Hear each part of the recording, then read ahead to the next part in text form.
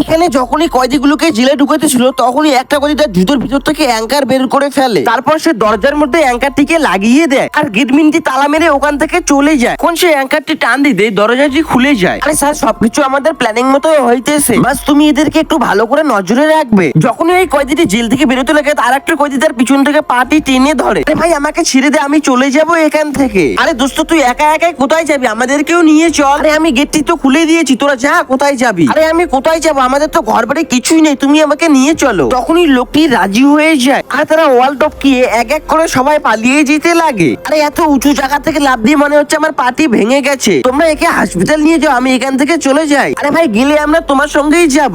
তখনই লোকটি ওখান থেকে পালাতে লাগে। আরে দোস্ত, আমি জানি তুই কেন পালাইতেছি। তুই সেই টাকাগুলো ব্যাংক থেকে চুরি করেছিস, আমি জানি তুই টাকাগুলো এখানে লুকিয়ে রেখেছিস। তখনই লোকগুলো টাকাটি নিতে চলে যায়। আরে স্যার, তোমরা তাড়াতাড়ি করে আসো। যখনই এরা টাকাগুলো বের করে ফেলে তখনই তার কিছুক্ষণের মধ্যে পুলিশ চলে আসে। আরে হারামখোর, চল তাড়াতাড়ি করে।